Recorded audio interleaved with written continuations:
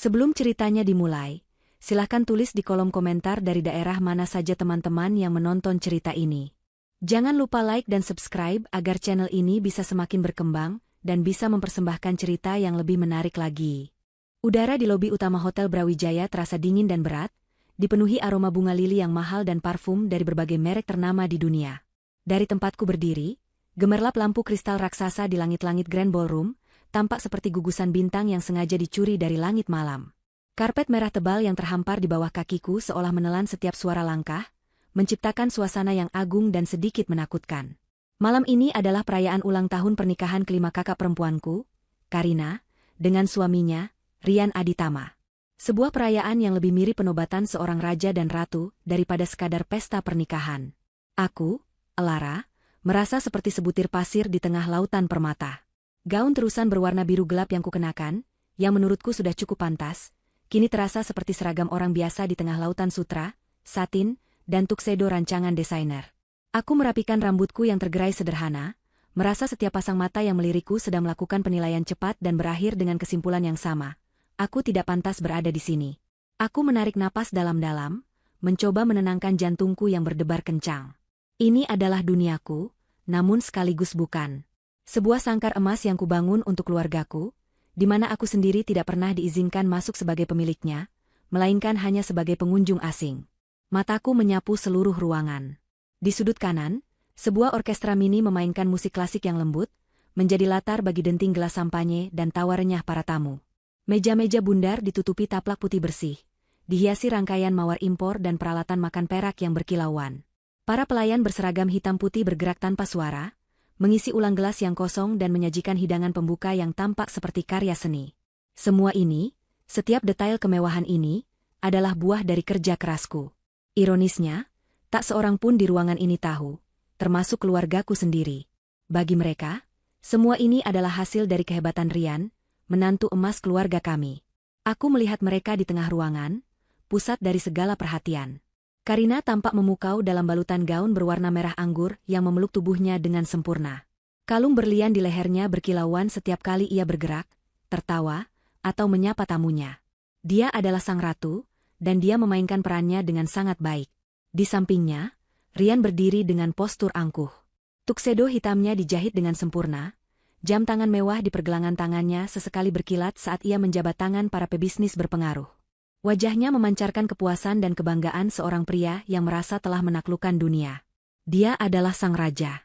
Di dekat mereka, berdiri ayah dan ibu.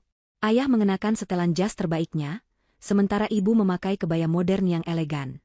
Wajah mereka berseri-seri, penuh kebanggaan saat menerima pujian dari para tamu tentang betapa suksesnya putri dan menantu mereka. Aku melihat tatapan ibu yang penuh puja pada Rian, tatapan yang tidak pernah kulihat ditujukan kepadaku. Sakit rasanya, seperti sayatan kertas yang tipis namun perihnya terasa sampai ke tulang. Aku ada di sini, putri mereka juga, tetapi keberadaanku seolah transparan. Aku memberanikan diri untuk berjalan mendekati mereka. Langkahku terasa berat, seolah menembus sebuah dinding tak kasat mata. Saat aku semakin dekat, beberapa percakapan mulai terdengar lebih jelas. Rian, selamat ya. Proyek real estate yang baru itu luar biasa. Anda memang punya sentuhan midas, kata seorang pria parubaya berperut buncit. Rian tertawa pongah. Ah, itu belum seberapa, Pak Hartono. Tunggu saja pengumuman saya nanti. Ada sesuatu yang lebih besar, proyek senilai 50 miliar yang akan mengguncang pasar properti nasional. Karina tersenyum bangga, lengannya melingkar mesra di lengan Rian. Suamiku memang yang terhebat, bisiknya, cukup keras untuk didengar orang-orang di sekitarnya. Saat itulah Karina melihatku. Senyum di wajahnya sedikit memudar. Matanya memandangku dari ujung rambut sampai ujung kaki, sebuah pemindaian cepat yang terasa menghakimi. Elara, kamu sudah datang. Sapanya dengan nada datar, tanpa kehangatan sedikit pun. Selamat ulang tahun pernikahan, Kak, Mas Rian. Ucapku pelan, mencoba tersenyum. Rian hanya melirikku sekilas, lalu kembali fokus pada Pak Hartono. Seolah aku hanyalah angin lalu yang tidak penting. Ibu yang menyadari kehadiranku, mendekat dan berbisik di telingaku. Lara, gaunmu? Kenapa tidak pakai gaun yang ibu belikan tempo hari?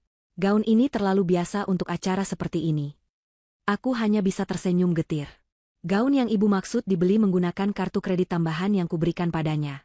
Uangku. Tidak apa-apa, Bu. Aku lebih nyaman dengan yang ini. Nyaman itu tidak penting di acara seperti ini, Lara. Penampilan itu segalanya. Timpal Karina dengan nada tajam, sebelum akhirnya ditarik oleh seorang temannya untuk berfoto.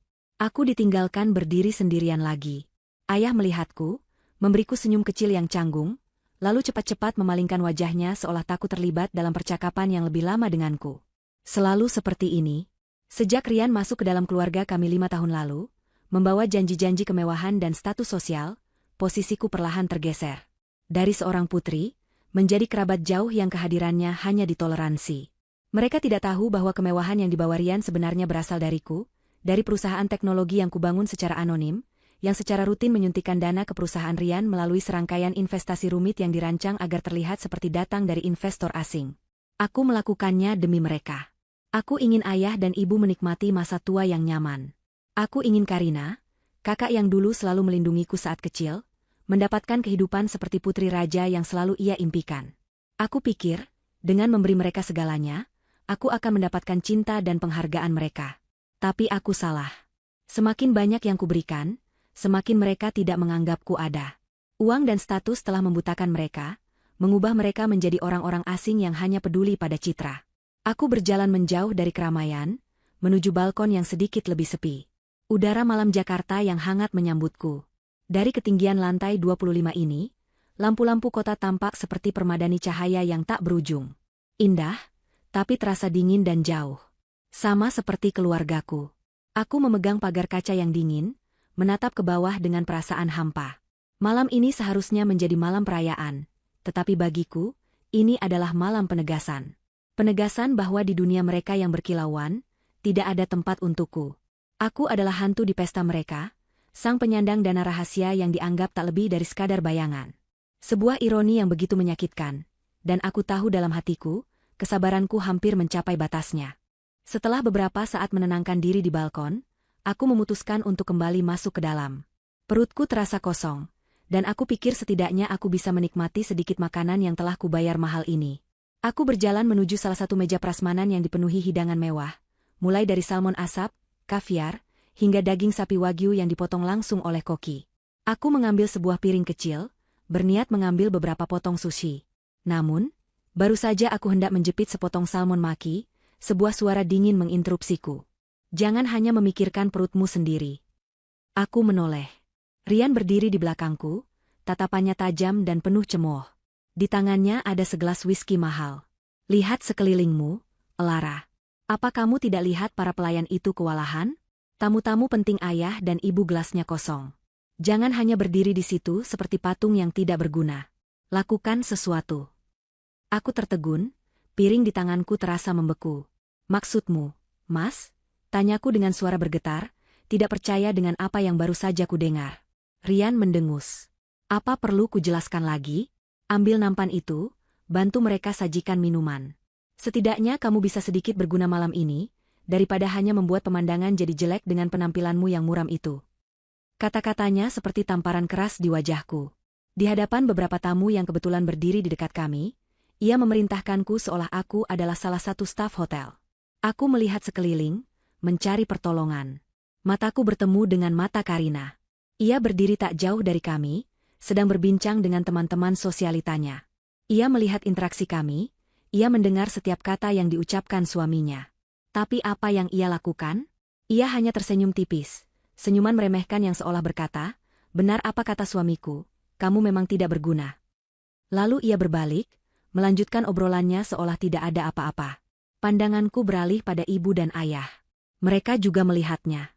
Aku bisa melihat keterkejutan sesaat di wajah ibu, dan keraguan di wajah ayah. Tapi itu hanya berlangsung sedetik. Ayah segera memalingkan wajahnya, pura-pura sangat tertarik pada lukisan abstrak di dinding. Ibu, dengan gerakan yang kaku, menghampiri seorang kenalannya dan memeluknya dengan antusiasme yang jelas dipaksakan. Mereka memilih untuk tidak melihat. Mereka memilih untuk mengabaikanku. Mereka mengorbankanku demi menjaga keharmonisan palsu di pesta mewah mereka, demi tidak menyinggung perasaan menantu kaya raya mereka. Rasa sakit yang kurasakan jauh lebih dalam daripada sekadar penghinaan. Ini adalah pengkhianatan. Dikhianati oleh kakakku sendiri, dan ditinggalkan oleh orang tuaku. Darahku terasa mendidih, Tanganku mengepal erat hingga buku-buku jariku memutih. Aku ingin berteriak, melempar piring ini ke wajah Rian, dan mengumumkan pada semua orang siapa sebenarnya yang membayar semua kemewahan ini. Tapi, sebuah kebiasaan buruk yang telah tertanam selama bertahun-tahun menahanku. Kebiasaan untuk selalu mengalah, untuk menghindari konfrontasi, untuk menelan rasa sakit demi kata, keluarga. Dengan hati yang hancur, aku meletakkan piringku kembali ke meja. Tanganku gemetar saat aku berjalan ke stasiun minuman tempat para pelayan berkumpul. Seorang manajer pelayan menatapku dengan bingung. Ada yang bisa saya bantu, Nona? Aku tidak bisa menjawab. Mulutku terasa kaku. Rian berjalan melewatiku dan berkata pada manajer itu, dia akan membantu. Beri dia nampan. Manajer itu tampak ragu, tapi tatapan tajam dari Rian membuatnya mengangguk dan memberikan sebuah nampan perak berisi beberapa gelas sampanye kepadaku.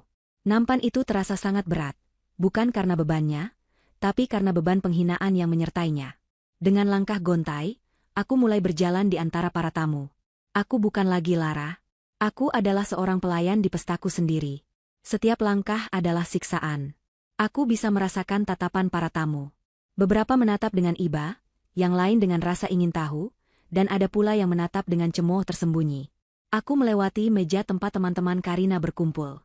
Salah satu dari mereka, yang tidak mengenaliku, menjentikan jarinya. Pelayan, kesini. Karina hanya tertawa kecil dan tidak mengoreksinya. Aku mendekat, menyajikan minuman dengan tangan gemetar. Aku bisa melihat pantulan diriku di permukaan nampan perak itu.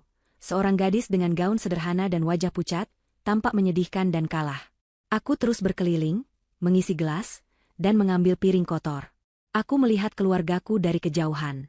Ayah sedang tertawa bersama rekan bisnisnya. Ibu sibuk memamerkan perhiasan barunya. Karina dan Rian sedang berdansa dengan mesra di tengah lantai dansa, tampak seperti pasangan paling bahagia di dunia.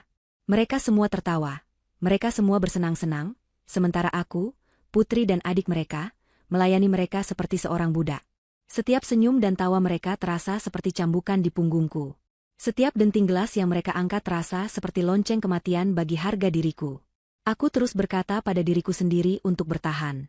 Hanya malam ini saja. Bertahanlah. Tapi aku tidak tahu berapa lama lagi aku bisa menahan bendungan amarah dan kekecewaan yang sudah retak dan siap untuk jebol di dalam diriku. Malam ini, aku bukan hanya merasa seperti orang asing. Aku telah secara resmi diturunkan statusnya menjadi pelayan. Dan yang paling menyakitkan adalah, keluargaku sendiri yang menyerahkan seragam tak terlihat itu kepadaku.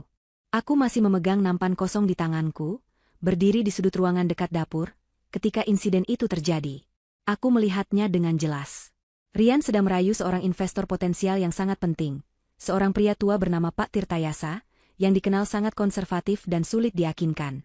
Rian tertawa, menepuk punggung Pak Tirtayasa, dan memberi isyarat kepada seorang pelayan untuk membawakan anggur merah termahal. Pelayan muda itu, yang tampak gugup di bawah tatapan tajam Rian, bergegas menghampiri mereka dengan sebotol anggur dan 2 gelas kristal di atas nampan. Mungkin karena lantainya sedikit licin, atau mungkin karena tangannya gemetar, kaki pelayan itu tergelincir. Nampan di tangannya oleng. Dalam gerakan lambat yang mengerikan, botol anggur itu jatuh dan pecah di lantai marmer putih, menyebarkan cairan merah pekat seperti darah ke segala arah. Beberapa tetes mengenai sepatu kulit mahal Pak Tirtayasa.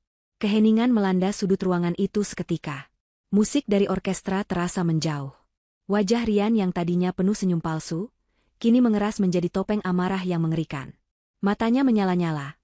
Tapi ia tahu ia tidak bisa memarahi Pak Tirtayasa, dan memarahi pelayan di depan investor penting akan membuatnya terlihat tidak berkelas. Jadi, ia mencari kambing hitam. Dan matanya yang penuh kemarahan itu dengan cepat menemukanku yang berdiri mematung di kejauhan. Lara. Namaku disebut bukan sebagai panggilan, melainkan sebagai sebuah kutukan. Suaranya bergema, membuat beberapa kepala menoleh. Ia menunjuk ke arah genangan anggur dengan dagunya. Kesini. Cepat. Seluruh darah di tubuhku seolah surut ke kaki. Aku menjadi pusat perhatian yang tidak kuinginkan. Setiap pasang mata kini tertuju padaku, bertanya-tanya siapa gadis berpakaian sederhana yang dipanggil dengan begitu kasar oleh tuan rumah. Aku meletakkan nampan di meja terdekat dan berjalan ke arahnya. Setiap langkah terasa seperti berjalan di atas paku. Lantai marmer yang dingin seolah mencengkeram pergelangan kakiku, mencoba menahanku. Lihat kekacauan ini, bentak Rian begitu aku tiba di hadapannya. Suaranya sengaja direndahkan menjadi desisan berbahaya. Ini semua gara-gara kau mondar-mandir tidak jelas. Kau mengganggu konsentrasi semua orang. Sekarang, bersihkan. Tuduhan itu begitu tidak masuk akal hingga aku tidak bisa berkata-kata. Aku berada puluhan meter dari lokasi kejadian. Aku hanya berdiri diam. Tapi aku tahu, logika tidak ada gunanya saat berhadapan dengan ego Rian yang terluka. Pak Tirtayasa tampak tidak nyaman, sementara pelayan muda yang malang itu berdiri gemetar ketakutan. Maaf, Tuan, ini salah saya, pelayan itu mencoba angkat bicara. Diam, potong Rian, tanpa menoleh sedikit pun. Matanya tetap tertuju padaku. Aku bilang, bersihkan. Sekarang juga. Seorang manajer hotel yang sigap datang dengan kain lap dan peralatan pembersih. Ia hendak memberikannya kepada stafnya, tetapi Rian merebut beberapa lembar kain itu dan melemparkannya ke kakiku. Pakai ini. Di sana, di tengah pesta yang gemerlap, di hadapan puluhan tamu terhormat, di bawah tatapan dingin kakakku sendiri, aku berlutut. Rasa panas menjalar di pipiku, rasa malu yang begitu hebat hingga membuatku ingin lenyap di telan bumi. Aku mulai menyerap tumpahan anggur itu dengan kain. Aroma alkohol yang tajam menusuk hidungku, bercampur dengan aroma penghinaan yang pekat. Aku bisa merasakan tatapan mereka semua, menusuk punggungku seperti jarum. Aku menunduk dalam-dalam, berharap rambutku bisa menutupi wajahku. Saat itulah aku melihat sepasang sepatu pantofel mahal, berhenti tepat di samping tanganku, yang sedang membersihkan lantai. Aku mendongak sedikit. Itu Rian. Ia menatapku dengan sorot mata yang penuh kemenangan keji. Ia menikmati ini. Ia menikmati momen di mana ia bisa menginjak-injak harga diriku sampai ke titik terendah. Lalu ia melakukan sesuatu yang menghancurkan sisa-sisa kekuatan terakhirku. Ia berdeham pelan, mengumpulkan ludah di mulutnya, dan meludah ke lantai marmer. Tepat di sebelah tanganku. Setetes cairan bening yang menjijikan itu mendarat dengan suara pelan, tetapi di telingaku suara itu terdengar seperti ledakan bom. Dunia seolah berhenti berputar. Aku membeku, tanganku berhenti bergerak. Mataku terpaku pada ludah itu, simbol puncak dari segala penghinaan yang bisa diberikan seseorang. Sampah sepertimu memang hanya pantas di bawah, bisiknya dengan suara yang hanya bisa kudengar. Kata-kata itu, diucapkan dengan kebencian murni, menembus pertahananku dan merobek hatiku hingga berkeping-keping. Dengan sisa tenaga yang kumiliki, aku mengangkat kepalaku. Aku tidak lagi mencari Karina. Aku tahu ia tidak akan menolongku. Aku mencari orang tuaku. Aku menemukan mereka berdiri di dekat pilar besar, tidak terlalu jauh. Mereka melihat semuanya. Mereka melihatku berlutut. Mereka melihat Rian melemparkan kain ke arahku. Dan mereka baru saja melihat menantu kesayangan mereka meludahiku. Mata kami bertemu. Aku mengirimkan permohonan bisu, sebuah teriakan tanpa suara. Tolong, lakukan sesuatu. Bela aku. Aku putri kalian. Tapi yang kulihat di mata mereka bukanlah kemarahan atau pembelaan. Yang kulihat adalah ketakutan. Ibu menutup mulutnya dengan tangan, matanya melebar ngeri, bukan karena apa yang Rian lakukan padaku, tapi karena takut akan adanya keributan yang akan merusak pesta sempurna mereka. Ayah, pria yang seharusnya menjadi pelindungku, hanya berdiri kaku. Wajahnya pucat, dan ia dengan cepat membuang muka, berpura-pura tidak melihat apapun. Itulah saatnya. Itulah momen ketika sesuatu di dalam diriku patah. Sesuatu yang telah retak selama bertahun-tahun, kini hancur berkeping-keping. Rasa sakit itu begitu luar biasa, begitu menyiksa, hingga berubah menjadi sesuatu yang lain. Sesuatu yang dingin, tajam, dan sangat jernih. Semua cinta, semua harapan agar diterima, semua pengorbanan yang kulakukan selama ini, menguap dalam sekejap. Yang tersisa hanyalah kekosongan yang membeku, dan dari dalam kekosongan itu, sebuah amarah yang tenang mulai bangkit. Amarah yang tidak meledak-ledak, melainkan dingin seperti es. Aku berhenti membersihkan. Perlahan, dengan gerakan yang terasa sangat lambat, aku meletakkan kain lap yang basah oleh anggur di lantai. Aku tidak lagi peduli pada tatapan orang-orang. Aku tidak lagi peduli pada penghinaan. Semua itu sudah tidak ada artinya. Elara yang penurut dan selalu mengalah telah mati di lantai marmer ini, di samping ludah kakak iparnya sendiri. Aku bangkit berdiri. Gerakanku tidak lagi gemetar atau ragu. Ada ketegasan baru dalam caraku membawa diri, sebuah ketenangan yang menakutkan bahkan bagi diriku sendiri. Aku tidak mengusap air mata yang tidak pernah jatuh. Wajahku datar, mataku terasa dingin saat aku menatap lurus ke depan, melewati Rian, seolah ia hanyalah perabot tak bernyawa di dalam ruangan. Aku bisa merasakan kebingungan dari orang-orang di sekitarku. Mereka mengharapkan tangisan, atau mungkin aku akan lari dengan menahan malu. Mereka tidak mengharapkan ini. Keheningan yang mematikan. Rian, yang merasa kekuasaannya terusik oleh ketenanganku, mendengus. Sudah selesai? Bagus. Sekarang menyingkir dari sini. Jangan merusak pemandangan. Ia berbalik, menganggap episode barusan telah berakhir. Ia salah besar. Episode itu baru saja akan dimulai. Ia kembali menghampiri Pak Tirtayasa, senyum palsunya kembali terpasang. Mohon maaf atas gangguan kecil tadi, Pak. Biasalah, masalah keluarga yang sedikit merepotkan. Mari kita lupakan itu. Untuk memecah ketegangan, Rian mengambil sebuah gelas sampanye dari nampan seorang pelayan yang lewat dan mengetuknya pelan dengan sendok. Suara denting nyaring itu menarik perhatian seluruh tamu di dalam ruangan. Musik dari orkestra perlahan berhenti. Semua orang menoleh ke arah Rian, yang kini berdiri di sebuah panggung kecil yang telah disiapkan. Waktunya telah tiba baginya untuk menjadi bintang utama. Selamat malam, bapak-bapak, ibu-ibu, teman-teman sekalian. Suaranya menggema melalui pengeras suara. Terima kasih telah hadir untuk merayakan hari bahagia kami. 5 tahun yang luar biasa bersama istriku tercinta, Karina. Ia mengedipkan mata ke arah Karina, yang tersipu malu dengan cara yang sudah sangat terlatih. Malam ini bukan hanya perayaan cinta, tetapi juga perayaan kesuksesan. Seperti yang banyak dari Anda ketahui, perusahaan saya, Aditama Property, telah mencapai banyak hal luar biasa. Namun, semua itu hanyalah pemanasan. Ia berhenti sejenak, membangun ketegangan. Matanya berkeliling ruangan, menyapu wajah-wajah para tamu penting dengan penuh keyakinan. Malam ini, dengan bangga dan penuh sukacita, saya ingin mengumumkan sebuah lompatan besar. Sebuah proyek yang akan mendefinisikan ulang lanskap properti di negeri ini. Sebuah mahakarya yang akan menjadi warisan saya. Proyek Superblok terpadu dengan nilai investasi awal sebesar. Ia sengaja menggantung kalimatnya, bibirnya membentuk senyuman penuh kemenangan. Inilah puncaknya, momen penobatan dirinya sebagai raja bisnis properti. Dan pada saat itulah, aku mengambil napas dalam-dalam. Seluruh rasa sakit, pengkhianatan, dan penghinaan selama bertahun-tahun terkumpul menjadi satu energi yang dahsyat di dalam paru-paruku. Saat Rian membuka mulutnya untuk mengucapkan angka keramat itu, aku mengeluarkan suara. Bukan jeritan histeris. Bukan isak tangis. Melainkan sebuah teriakan yang kuat, jernih, dan berwibawa. Sebuah perintah yang membelah keheningan agung di ruangan itu.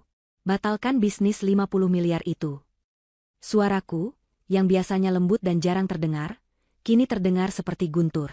Teriakan itu begitu kuat dan tak terduga, hingga seolah membuat lampu-lampu kristal di atas kami bergetar. Gema dari kata-kataku memantul dari dinding ke dinding sebelum akhirnya lenyap, meninggalkan keheningan total yang jauh lebih pekat dan berat daripada sebelumnya. Seluruh ruangan membeku. Ratusan pasang mata yang tadinya terarah pada Rian, kini serempak menoleh ke arahku. Aku berdiri tegak di tempatku, di dekat genangan anggur yang belum sepenuhnya bersih. Para tamu menatapku dengan campuran antara kaget, bingung, dan tidak percaya. Wajah Karina yang tadinya berseri-seri berubah menjadi topeng kebingungan dan amarah. Ayah dan ibu tampak seolah baru saja disambar petir, wajah mereka pucat pasi menahan malu dan ngeri. Rian adalah yang pertama pulih dari keterkejutannya. Wajahnya memerah padam karena marah dan dipermalukan di depan umum. Selama beberapa detik, ia hanya bisa membuka dan menutup mulutnya seperti ikan kehabisan air. Lalu, ia tertawa. Tawa yang dipaksakan, sumbang, dan penuh dengan kebencian. Hahaha. Dengar itu semua, katanya ke arah mikrofon, mencoba mengubah situasi menjadi sebuah lelucon. Adik iparku yang malang ini sepertinya terlalu banyak minum malam ini. Atau mungkin dia akhirnya benar-benar sudah gila. Beberapa tamu tersenyum canggung, tidak tahu bagaimana harus bereaksi. Rian kemudian menuruni panggung dan berjalan menghampiriku. Setiap langkahnya terasa berat dan mengancam. Ia berhenti tepat di hadapanku, menatapku rendah. Apa katamu barusan? Hah? Desisnya, suaranya pelan namun penuh racun. Ulangi kalau kau berani. Aku tidak gentar. Aku balas menatap matanya yang menyala-nyala itu dengan tatapan dingin dan kosong. Melihat aku tidak takut, amarahnya semakin memuncak. Ia kembali tertawa mengejek, kali ini lebih keras, agar semua orang bisa mendengar. Kau menyuruhku membatalkan bisnisku? Kau? Ia menunjuk wajahku dengan jarinya. Dengar, anak miskin, kau itu tidak punya hak bicara di sini. Kau pikir kau itu siapa? Pertanyaan itu menggantung di udara. Kamu pikir kamu siapa? Seluruh hidupku, mereka telah memberitahuku siapa aku menurut versi mereka. Si adik yang biasa saja, si perawan tua yang tidak laku, si pecundang yang hidupnya tidak jelas, si benalu, dan malam ini, si sampah. Rian berbalik dan memberi isyarat kepada dua petugas keamanan berbadan tegap yang berjaga di dekat pintu. Keamanan. Bawa perempuan gila ini keluar dari pestaku. Sekarang. Kedua petugas itu mulai berjalan mendekatiku. Namun aku tetap diam di tempat. Aku tidak melawan, tidak juga mundur. Aku hanya berdiri di sana, menunggu. Karena aku tahu, pertanyaan yang baru saja dilontarkan Rian, pertanyaan yang dimaksudkan untuk menghinaku, akan segera kujawab. Dan jawabannya akan menghancurkan seluruh dunianya. Dua petugas keamanan itu, pria-pria berbadan besar dengan setelan hitam yang kaku, terus berjalan mendekat. Langkah mereka mantap dan tanpa ragu, terbiasa menangani para pembuat onar. Para tamu di sekitarku sedikit menyingkir, menciptakan sebuah arena kecil di tengah-tengah kemewahan itu. Aku menjadi pusat tontonan, seorang pesakitan yang akan segera diusir dari istana. Rian menyeringai, sebuah ekspresi kejam yang menandakan kemenangannya sudah di depan mata. Namun aku tidak bergerak. Saat petugas pertama mengulurkan tangannya untuk mencengkeram lenganku, aku hanya mengangkat satu telapak tanganku ke arahnya. Bukan gerakan yang mengancam, hanya sebuah isyarat sederhana untuk berhenti. Anehnya, gerakan yang tenang dan penuh keyakinan itu membuat kedua pria kekar itu ragu sejenak. Mereka berhenti, menatapku dengan bingung, lalu menoleh ke arah Rian seolah meminta konfirmasi. Dalam jeda singkat itu, aku merogoh tasku yang sederhana dan mengeluarkan ponselku. Tanganku tidak gemetar. Setiap gerakanku terasa disengaja, seolah aku sedang mengikuti sebuah naskah yang telah lama kuhafal. Aku membuka daftar kontak, mencari sebuah nama, dan menekan tombol panggil. Alih-alih menempelkan ponsel ke telinga, aku menyalakan pengeras suaranya. Suara dering telepon terdengar nyaring di keheningan ruangan itu. 1 dering. 2 dering. Kemudian, sebuah suara pria yang tenang dan profesional menjawab panggilan itu. Selamat malam, Bu Lara. Ada yang bisa saya bantu? Satu kata sederhana, Bu, yang diucapkan dengan nada penuh hormat itu menjadi kejutan pertama. Aku bisa melihat Rian sedikit mengernyitkan dahi. Para tamu mulai berbisik-bisik. Aku menjawab dengan nada yang sama datarnya. Selamat malam, Pak Suryo. Maaf mengganggu di luar jam kerja. Saya harap Anda punya waktu sebentar. Tentu saja, Bu. Kapanpun. Tidak masalah sama sekali, jawab suara di seberang sana. Nada bicaranya menunjukkan bahwa ia sedang berbicara dengan seseorang yang sangat penting, seorang atasan atau klien utama. Aku menarik napas. Inilah saatnya. Pak Suryo, tolong dengarkan instruksi saya baik-baik dan laksanakan segera. Ini sangat penting. Saya siap, Bu. Semua proposal pendanaan, semua letter of credit, dan semua jalur investasi yang sedang berjalan atau akan diajukan oleh Aditama Property atas nama Rian Aditama, saya minta dibatalkan dan ditarik kembali. Efektif detik ini juga, kataku, setiap kata kuucapkan dengan penekanan yang jelas. Hening sejenak di ujung telepon, hanya terdengar suara ketikan keyboard yang cepat. Lalu Pak Suryo menjawab, dimengerti, Bu. Pembatalan seluruh portofolio Aditama Property. Saya proses sekarang juga. Aku melanjutkan. Satu lagi. Bekukan semua akses kartu kredit korporat dan fasilitas pinjaman pribadi atas nama Rian Aditama dan istrinya, Karina Aditama. Segera. Baik, Bu. Pembekuan fasilitas kredit sedang dieksekusi. Konfirmasi digital untuk semua instruksi ini akan saya kirimkan ke email Ibu dalam kurang dari 5 menit, jawab Pak Suryo dengan efisien. Terima kasih, Pak Suryo. Itu saja untuk sekarang, kataku, lalu mematikan panggilan itu. Aku memasukkan kembali ponselku ke dalam tas. Keheningan di dalam ruangan itu kini terasa berbeda. Bukan lagi keheningan yang canggung, melainkan keheningan yang syarat dengan ketegangan dan ribuan pertanyaan. Wajah Rian yang tadinya angkuh kini dipenuhi kebingungan total. Ia tertawa, tapi terdengar hambar. Lelucon apa ini? Ejeknya. Kau membayar seseorang untuk berakting di telepon? Hebat sekali sandiwaramu, Lara. Tapi sekarang sudah selesai. Ia kembali memberi isyarat pada petugas keamanan. Bahwa dia pergi. Tapi aku menatap lurus ke matanya. Kau masih belum mengerti juga, Mas Rian? Tanyaku dengan suara dingin. Pertanyaan retoris itu kuucapkan bukan hanya untuknya, tapi untuk seluruh keluargaku yang berdiri mematung tak jauh dariku. Kau bertanya tadi, aku ini siapa? Lanjutku, suaraku mulai meninggi, memproyeksikan ke seluruh penjuru ruangan. Baiklah, akan kujawab. Kau bangga dengan Aditama Property, bukan? Perusahaan yang kau bangun dari nol, katamu. Kau sering bercerita pada semua orang tentang investor misterius dari Singapura yang sangat mempercayai visimu, yang memberimu modal tak terbatas. Aku berhenti sejenak, membiarkan kata-kataku meresap. Rian, investor misterius itu adalah aku. Pernyataan itu seperti sebuah bom yang meledak tanpa suara. Rian terbelalak, mulutnya sedikit terbuka. Karina, di belakangnya, menggelengkan kepalanya pelan, seolah menolak untuk percaya. Aku melanjutkan, tatapanku beralih ke Karina.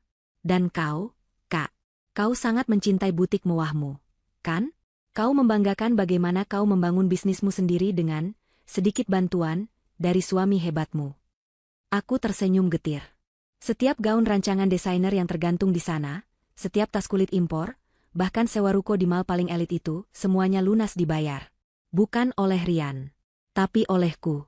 Mobil sport merah yang kau pakai untuk pamer ke teman-teman sosialitamu, itu hadiah ulang tahun ketiga dariku, yang bahkan tidak pernah kau ucapkan terima kasih karena kau pikir itu dari suamimu. Terakhir, aku menatap kedua orang tuaku. Wajah mereka sudah seperti mayat hidup, pucat dan kosong. Ayah, ibu, kalian sangat senang dengan investasi cerdas yang Rian atur untuk dana pensiun kalian, bukan? Investasi yang hasilnya selalu luar biasa. Kenyataannya, Rian tidak pernah menginvestasikan uang kalian sepeser pun. Uang yang masuk rekening kalian setiap bulan, yang kalian gunakan untuk hidup mewah dan berfoya-foya, itu adalah transfer rutin langsung dari rekening pribadiku. Aku menyapu pandanganku ke seluruh keluargaku, 3 pilar dalam hidupku yang ternyata terbuat dari debu. Rumah besar yang kalian tinggali dengan bangga. Pesta mewah yang kalian adakan malam ini. Perhiasan yang kalian pakai. Pendidikan adik bungsu kita di luar negeri. Semuanya. Itu semua dariku. Omong kosong, teriak Rian, wajahnya merah padam antara marah dan panik. Kau bicara omong kosong. Kau tidak punya apa-apa. Kau hanya seorang karyawan rendahan di perusahaan entah berantah. Benarkah? Tanyaku dengan tenang.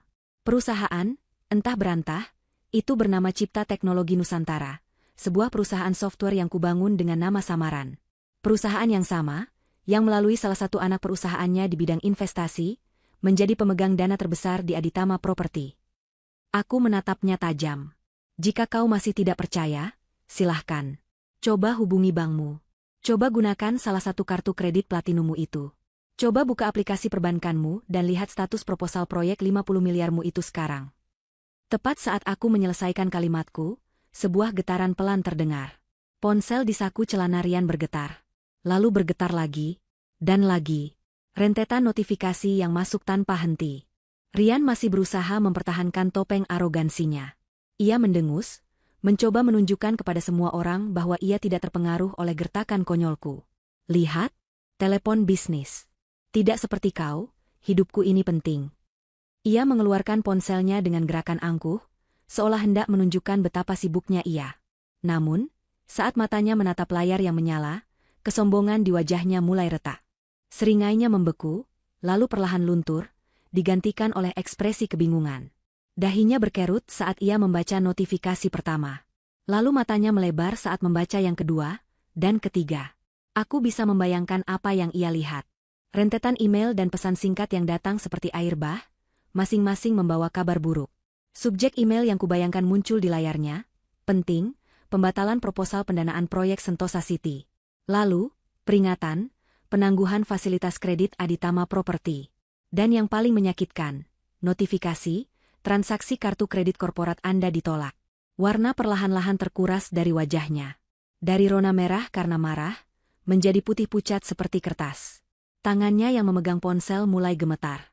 Ia mencoba menggulir layar, tetapi jarinya seolah tidak mau menurut. Keringat dingin mulai membasahi pelipisnya. Raja yang tadinya begitu angkuh, kini tampak seperti seorang prajurit yang baru saja melihat seluruh pasukannya dibantai di depan matanya. Karina, yang melihat perubahan drastis pada suaminya, segera menghampirinya. Tawa cemoohnya sudah lama hilang, digantikan oleh kecemasan. Mas? Ada apa? Mas? Kenapa wajahmu pucat sekali?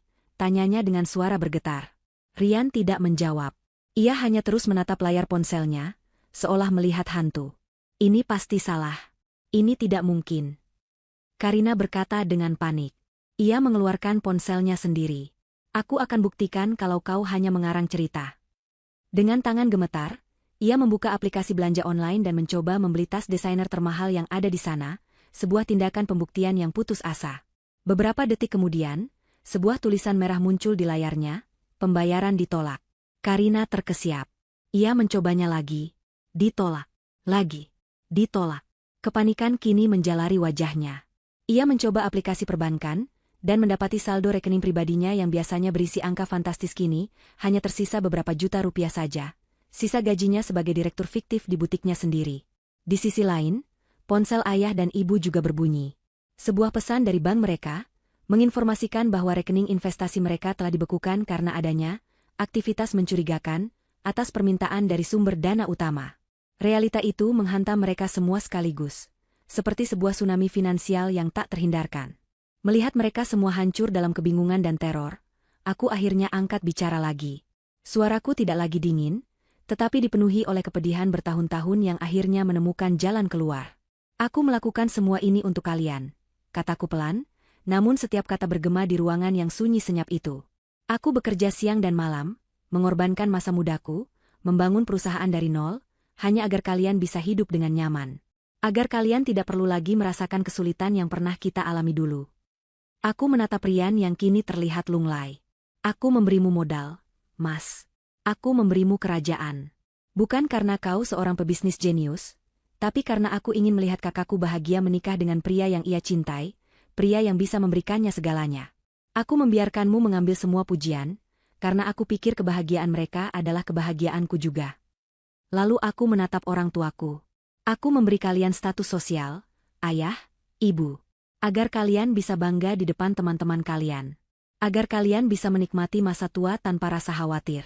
Aku memberikan kalian seluruh dunia yang bisa kubeli. Mataku mulai terasa panas, tetapi aku menahan air mata itu. Dan apa yang kuterima sebagai balasannya? Suaraku bergetar karena emosi yang tertahan. Kalian mengabaikanku. Kalian menganggapku tidak ada. Kalian membiarkan aku dihina, direndahkan, bahkan diludahi di depan mata kalian sendiri. Kalian menyebutku sampah. Aku mengambil satu langkah maju, membuat Rian dan Karina secara refleks mundur ketakutan. Selama ini, akulah yang hidup dalam bayang-bayang penderitaan agar kalian bisa bersinar dalam kemewahan. Sekarang, giliran kalian. Selamat datang di dunia nyata. Nikmatilah hidup tanpa penyokong dana rahasia. Rasakan bagaimana rasanya berjuang untuk setiap sen yang kalian dapatkan. Cicipilah penderitaan yang sesungguhnya setelah kalian menaburkan penghinaan di atas pengorbananku. Aku berhenti, memberikan vonis akhirku. Aku cabut semuanya. Setiap sen. Setiap fasilitas. Setiap kemewahan. Semuanya berakhir malam ini. Setelah mengucapkan kalimat terakhir itu, aku berbalik. Aku tidak lagi memandang wajah mereka yang hancur. Aku tidak lagi peduli pada bisik-bisik para tamu. Aku mulai berjalan. Bukan ke arah pintu keluar untuk staf, melainkan lurus ke depan, menuju pintu utama yang megah. Para tamu yang tadinya menghalangi jalanku, kini menyingkir dengan sendirinya. Mereka memberiku jalan, memandangku dengan campuran rasa takut, kagum, dan kasihan. Kerumunan itu terbelah untukku seolah aku adalah seorang ratu yang baru saja merebut kembali tahtanya. Satu-satunya suara di dalam grand ballroom yang sangat besar itu, adalah bunyi ketukan pelan dari sepatuku di lantai marmer. Klik, klah. Klik, klah. Setiap langkah adalah sebuah pernyataan. Setiap ketukan adalah sebuah palu hakim yang mengakhiri sebuah era. Saat aku melewati pintu keluar dan merasakan embusan udara malam di wajahku, aku tidak menoleh ke belakang. Aku meninggalkan kekacauan itu. Aku meninggalkan Rian yang telah jatuh dari tahtanya, Karina yang kehilangan dunianya, dan orang tuaku yang kini harus menghadapi konsekuensi dari pilihan mereka. Pesta telah usai. Dan di reruntuhan kemewahan mereka, aku akhirnya menemukan kebebasanku. Aku tidak kembali ke apartemen sewaku yang kecil dan sederhana, tempat di mana Lara si gadis biasa tinggal. Malam itu, aku pergi ke tempat di mana aku adalah diriku yang sesungguhnya. Sebuah penthouse di puncak gedung pencakar langit di pusat distrik bisnis, sebuah tempat yang tidak diketahui oleh keluargaku. Interiornya minimalis, didominasi warna putih, abu-abu, dan sentuhan kayu alami. Jendela-jendela raksasa dari lantai ke langit-langit menyajikan pemandangan kota Jakarta yang berkilauan, pemandangan yang sama seperti di balkon hotel tadi, tetapi dari sini rasanya berbeda. Di sana aku adalah orang asing yang menatap ke dalam, di sini aku adalah pemilik yang menatap keluar. Aku tidak merayakan kemenanganku. Tidak ada sampahnya yang kubuka atau musik yang kunyalakan. Yang kurasakan bukanlah kegembiraan, melainkan kelegaan yang luar biasa, seolah sebuah beban seberat gunung akhirnya terangkat dari pundakku. Selama bertahun-tahun aku hidup dalam dua dunia, sebagai Lara yang diremehkan di mata keluargaku, dan sebagai Nona E, sang pendiri jenius cipta teknologi Nusantara yang misterius di dunia bisnis. Malam ini, kedua dunia itu bertabrakan, dan hanya satu yang tersisa. Aku mandi air hangat, membiarkan air itu membersihkan bukan hanya lelah di tubuhku, tetapi juga sisa-sisa penghinaan yang masih menempel di kulitku. Setelah itu, dengan mengenakan piyama katun yang nyaman, aku duduk di depan laptopku. Pesta boleh saja usai, tetapi pekerjaanku baru saja dimulai. Aku harus memastikan bahwa semua instruksiku melalui telepon kepada Pak Suryo, Direktur Keuanganku, dilegalisir dan dieksekusi dengan sempurna. Selama beberapa jam berikutnya, aku bekerja dengan fokus yang tajam.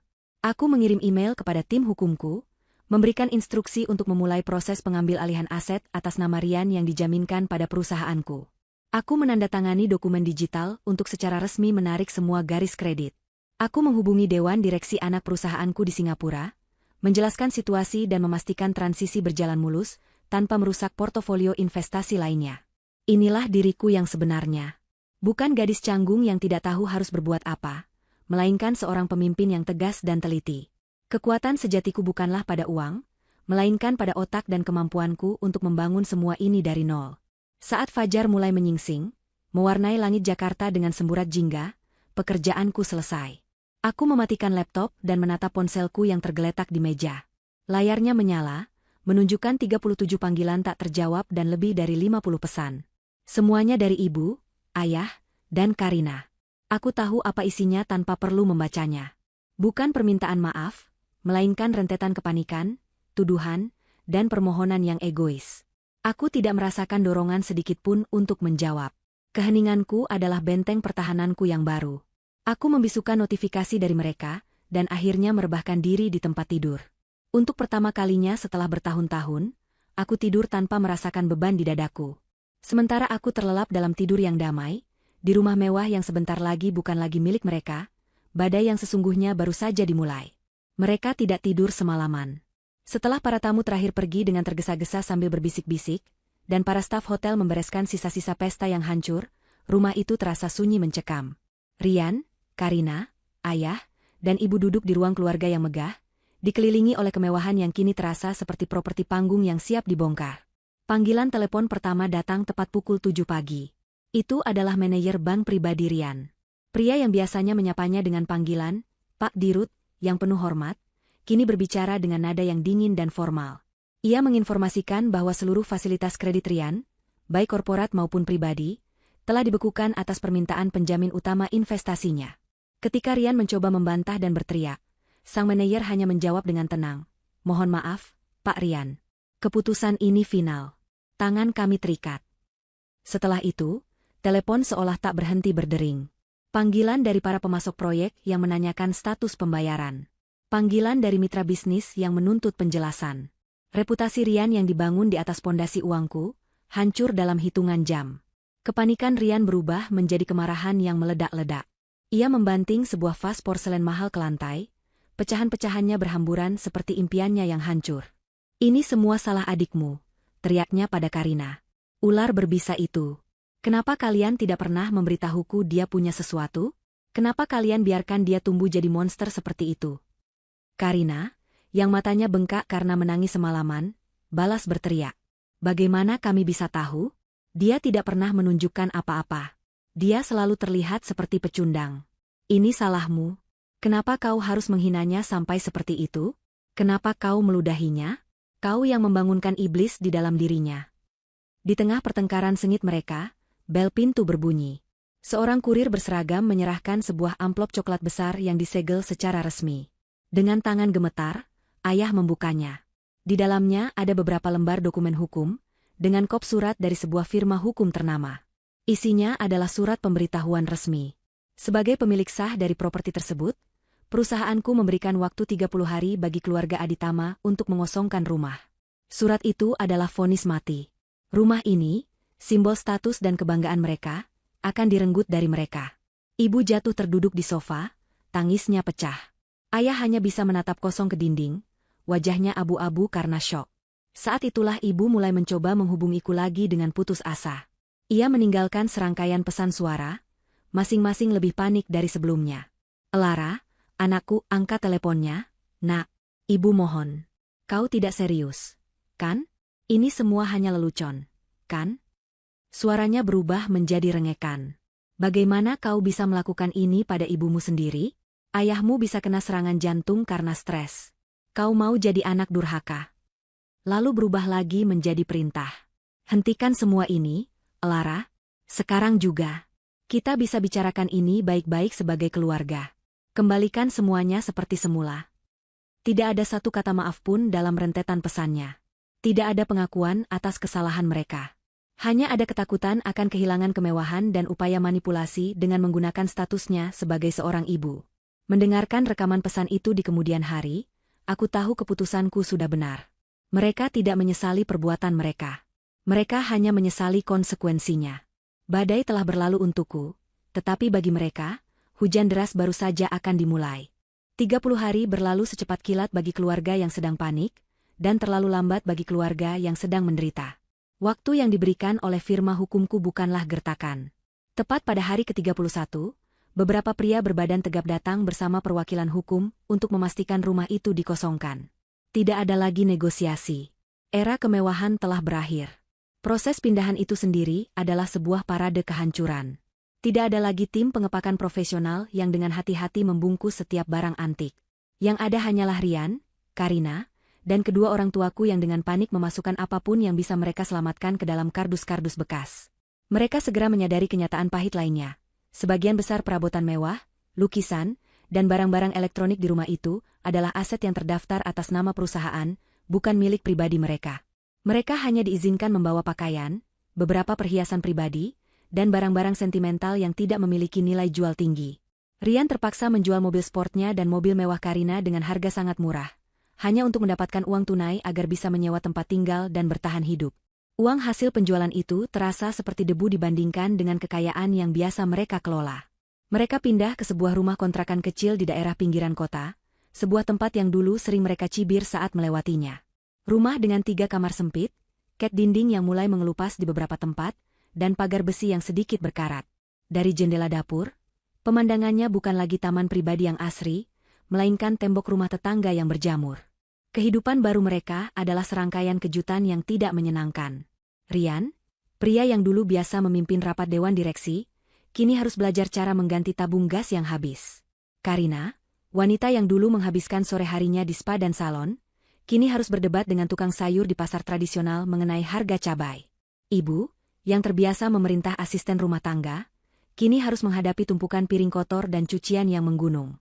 Ayah lebih banyak diam, menghabiskan waktunya duduk di teras sempit, menatap kosong ke jalanan yang ramai dan berdebu, seolah meratapi keruntuhan kerajaannya. Kejatuhan finansial mereka diikuti oleh kejatuhan sosial yang tak kalah menyakitkan. Berita tentang insiden di pesta dan kebangkrutan Rian menyebar dengan cepat di kalangan elit Jakarta. Rian mencoba menghubungi kolega-kolega bisnisnya, berharap ada yang bisa memberinya pekerjaan atau pinjaman. Namun, pintu-pintu yang dulu selalu terbuka untuknya kini tertutup rapat. Teleponnya tidak diangkat, pesannya tidak dibalas. Di dunia mereka, seorang raja yang jatuh dari tahta lebih buruk daripada pengemis. Ia tidak lagi berguna. Karina mengalami hal yang lebih menyakitkan. Butiknya bangkrut total. Ia harus menjual sisa inventarisnya dengan kerugian besar. Suatu hari, saat sedang berbelanja di sebuah supermarket murah, ia tidak sengaja bertemu dengan salah satu teman sosialitanya. Wanita itu, yang dulu sering memujinya, hanya menatapnya dengan kaget dari ujung kepala sampai ujung kaki, lalu berbalik pura-pura tidak melihat dan berjalan cepat menjauh. Penghinaan tanpa kata itu terasa lebih tajam daripada pisau. Karina pulang dan menangis sejadi-jadinya, bukan karena kehilangan uang, tetapi karena kehilangan panggung dan para pemujanya. Tekanan hidup di level terendah mulai menggerogoti fondasi keluarga mereka. Suasana di rumah kontrakan itu selalu tegang, dipenuhi dengan saling menyalahkan.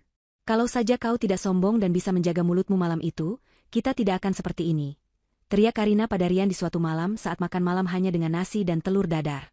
"Oh, jadi ini salahku sekarang," balas Rian dengan sinis, membanting sendoknya. Di mana kau saat adikmu itu bekerja seperti budak? Kau hanya tersenyum. Kalian semua sama saja. Hanya peduli pada uang dan status, dan sekarang setelah semuanya hilang, kau menyalahkanku. Setidaknya aku tidak meludahinya. Tapi kau membiarkannya terjadi. Ayah dan ibu hanya bisa menatap pertengkaran mereka dengan wajah lelah. Cinta dan kekaguman yang dulu mereka miliki untuk Rian telah berubah menjadi kekecewaan dan kebencian. Rumah kecil itu bukan lagi sebuah tempat tinggal, melainkan sebuah penjara yang diisi oleh 4 orang yang disatukan oleh penderitaan dan penyesalan. Mereka kini benar-benar merasakan kehidupan yang pernah mereka pandang rendah. Sebuah kehidupan tanpa kemewahan, tanpa status, dan tanpa jalan keluar yang terlihat. Mereka telah mencicipi penderitaan, dan rasanya jauh lebih pahit daripada yang pernah mereka bayangkan. Bulan-bulan berlalu, musim berganti. Di dalam rumah kontrakan yang sempit itu, penderitaan telah menjadi sebuah rutinitas. Pertengkaran sengit di antara Rian dan Karina perlahan mereda, bukan karena mereka telah berdamai, tetapi karena mereka sudah terlalu lelah untuk saling menyalahkan. Energi mereka terkuras habis oleh perjuangan sehari-hari, mencari pekerjaan serabutan, menghitung setiap lembar uang, dan menelan ludah saat bertemu dengan kenalan lama di jalan. Penderitaan telah mengikis kesombongan mereka, menyisakan cangkang kosong yang rapuh. Di tengah keheningan yang penuh keputusasaan itu, perubahan paling signifikan terjadi pada ibu. Awalnya, ia sama seperti yang lain, meratapi nasib dan menyalahkan takdir. Namun, seiring berjalannya waktu, kesunyian dan kerja keras yang tidak biasa ia lakukan memberinya terlalu banyak waktu untuk berpikir. Suatu sore, saat sedang membersihkan gudang kecil di belakang rumah, ia menemukan sebuah kotak tua berisi album foto. Album dari masa sebelum Rian, sebelum kemewahan, sebelum segalanya menjadi rumit. Ia duduk di lantai yang dingin dan berdebu, membuka halaman-halaman yang sedikit menguning itu. Di sana ada foto Karina dan Lara saat masih kecil, tertawa sambil bermain ayunan. Ada foto Lara saat lulus SMA dengan nilai terbaik, tersenyum canggung ke arah kamera sambil memegang pialanya. Ada foto mereka sekeluarga saat liburan sederhana ke puncak, makan jagung bakar di pinggir jalan, wajah mereka semua berseri-seri dalam kebahagiaan yang tulus. Saat itulah ibu mulai menangis. Bukan tangisan keputusasaan karena kehilangan harta, melainkan tangisan penyesalan yang datang dari lubuk hatinya yang paling dalam. Ia melihat foto-foto Lara, si anak pendiam yang selalu ada di latar belakang, yang senyumnya tidak pernah selebar senyum Karina, tetapi matanya selalu memancarkan kehangatan. Ibu mulai mengingat kembali potongan-potongan kenangan yang selama ini ia abaikan. Ia ingat saat ia sakit parah beberapa tahun lalu, dan dokter menyarankan operasi yang mahal. Rian saat itu berkata akan mengurusnya, dan ibu memujinya setinggi langit. Kini ibu sadar, Rian saat itu hanya meneruskan uang dari Lara. Ia ingat saat Lara sering membawakannya makanan kesukaannya tanpa diminta, atau saat Lara diam-diam membelikan ayah kursi pijat untuk punggungnya yang sering sakit. Semua kebaikan kecil itu, semua pengorbanan tanpa pamrih itu, kini muncul kembali dengan sangat jelas, menusuk hatinya seperti ribuan jarum. Ibu menyadari bahwa mereka tidak hanya kehilangan uang. Mereka telah kehilangan sesuatu yang jauh lebih berharga. Cinta tanpa syarat dari seorang anak yang selama ini mereka sia-siakan. Kebutaannya bukanlah sebuah ketidaksengajaan. Itu adalah sebuah pilihan. Pilihan untuk lebih menghargai menantu yang pandai bicara daripada putri kandung yang tulus. Pilihan untuk lebih memuja kilau emas palsu daripada kehangatan matahari yang nyata. Malam itu, ibu mencoba berbicara pada suami dan anak-anaknya. Kita harus minta maaf pada Lara, katanya dengan suara lirih di meja makan. Rian, yang baru saja pulang setelah seharian gagal mendapatkan pekerjaan, mendengus kasar. Untuk apa? Minta maaf tidak akan membuat kita kaya lagi. Perempuan itu hatinya sudah jadi batu.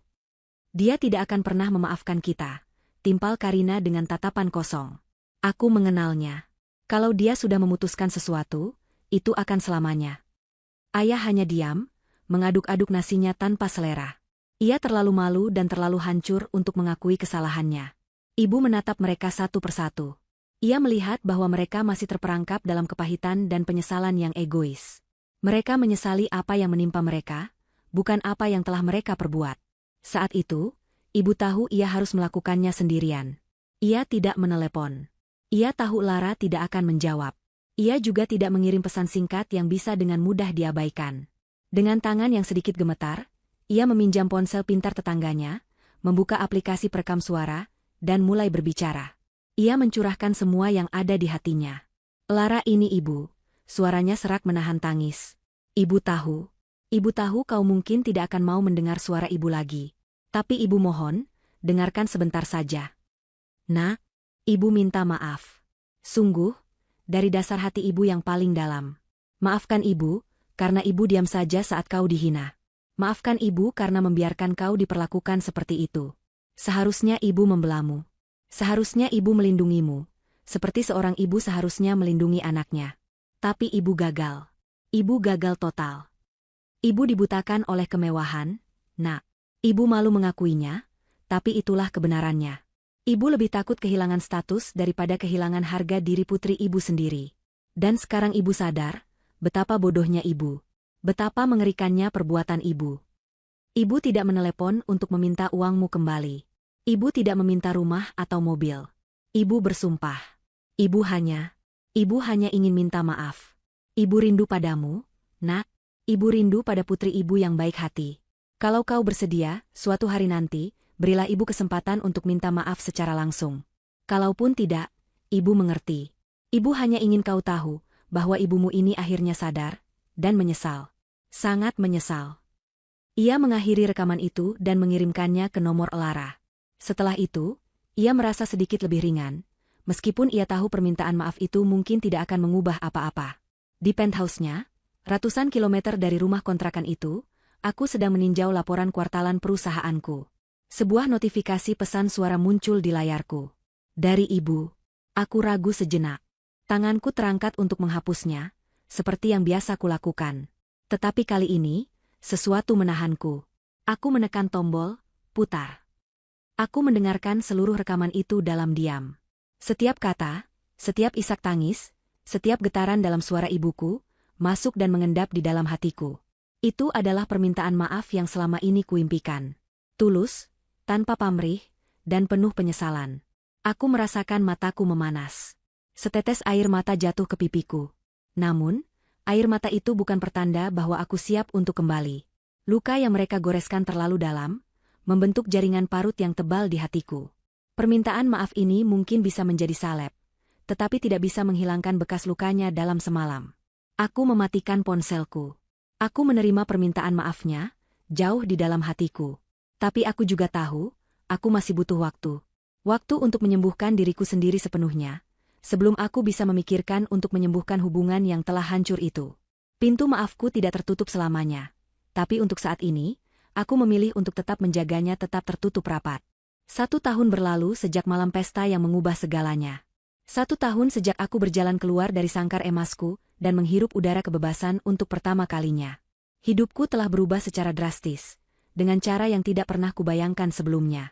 Aku memutuskan untuk berhenti bersembunyi.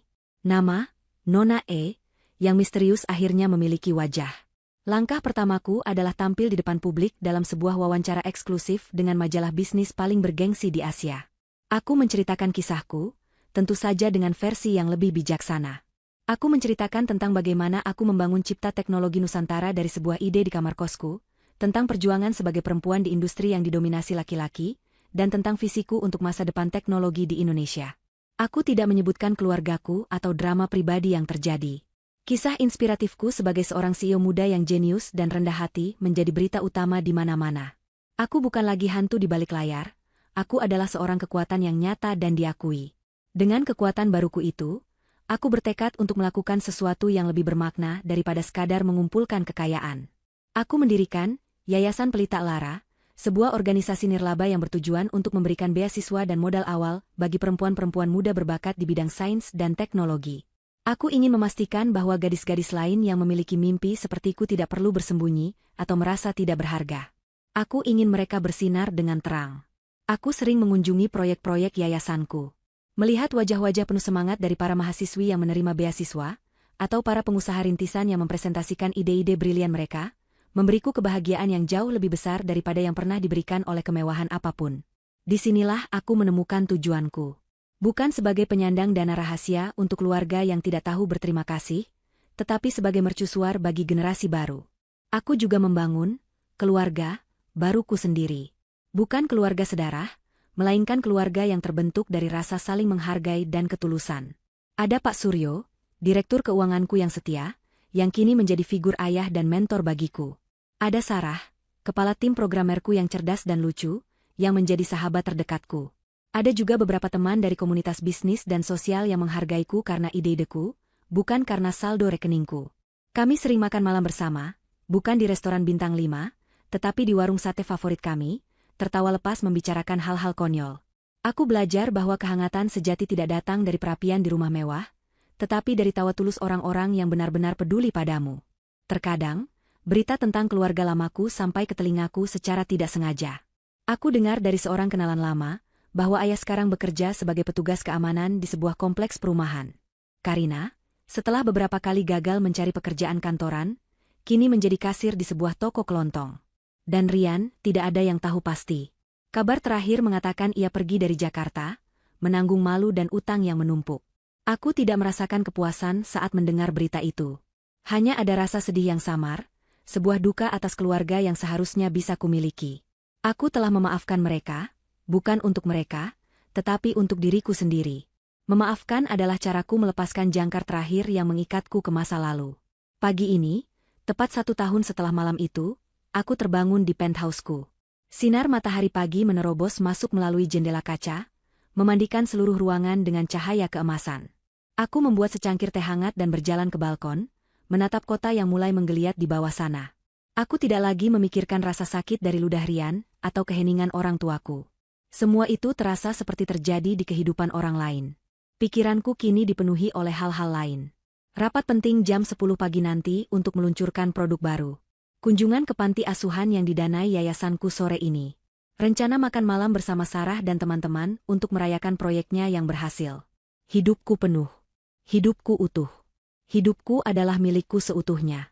Aku menyesap tehku, merasakan kehangatannya mengalir di tubuhku. Fajar yang baru telah tiba, tidak hanya di langit Jakarta, tetapi juga di dalam jiwaku. Kegelapan telah sirna, digantikan oleh cahaya terang yang kusadari selama ini selalu ada di dalam diriku. Aku hanya perlu keberanian untuk menyalakannya sendiri. Aku tersenyum, bukan senyum getir atau senyum kemenangan, melainkan senyum damai dari seseorang yang telah menemukan rumah sejati di dalam dirinya sendiri.